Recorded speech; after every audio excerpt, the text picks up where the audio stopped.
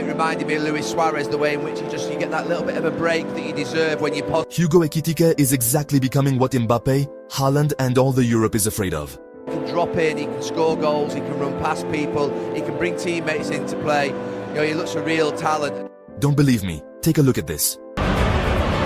Ekitike working the shot and finding the bottom corner. Most strikers are taught one sacred rule from childhood.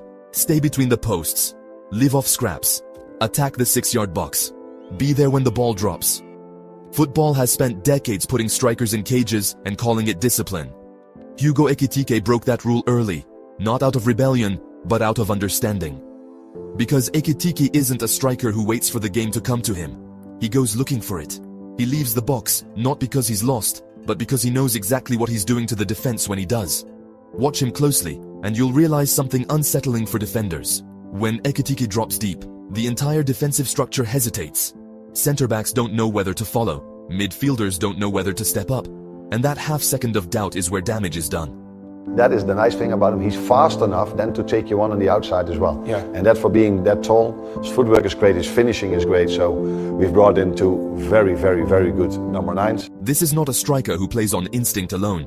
This is a striker who manipulates space. Ekitike's game is built on movement before the movement.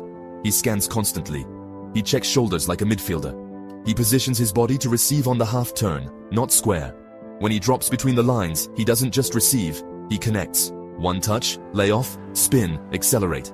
Suddenly the box he abandoned is attacked by someone else, while he arrives late, unmarked, like a second wave. That's the first misconception about him. People think he leaves the box too much.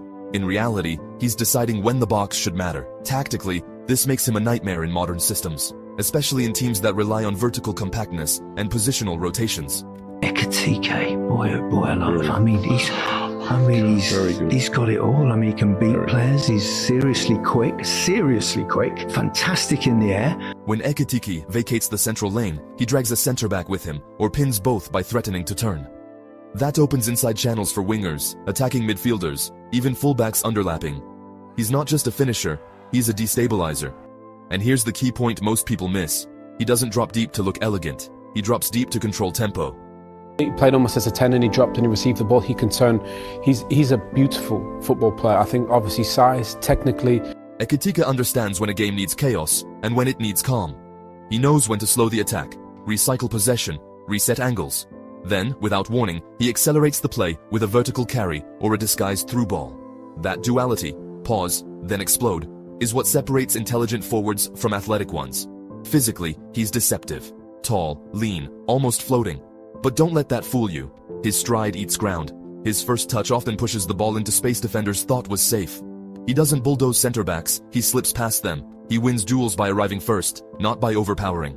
And technically, he's far more refined than he gets credit for. His close control in tight central zones is rare for a player of his profile. He can receive under pressure with his back to goal, roll defenders, and still keep the ball clean. His dribbling isn't flashy, but it's functional and brutal. One touch to shift the defender's weight, one burst. Advantage gained. What really elevates him, though, is his understanding of angles in the box. When he does arrive there, he's not static. He attacks the near post when defenders ball watch. He drifts to the blind side when crosses are delayed. He doesn't just look for space, he creates it with his run timing.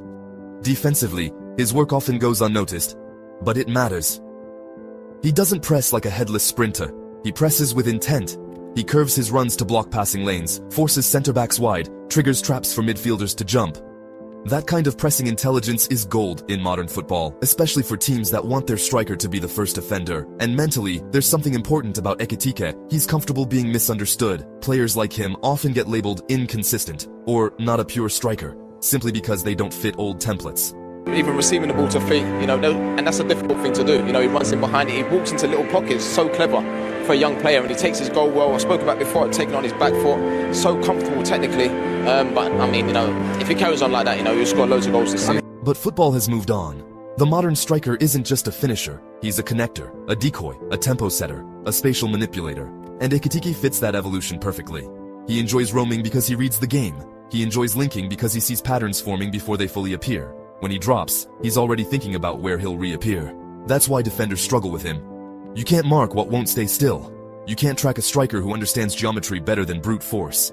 And here's the part that should genuinely excite people. He's still refining the balance between roaming and presence, between creation and finishing, between freedom and ruthlessness. When that balance fully clicks, when his end product consistently matches his influence, you're not looking at a different striker anymore. You're looking at a reference point for the next generation of forwards. He says all the right things about adaptation to his team, about learning the language, about doing this, about doing that.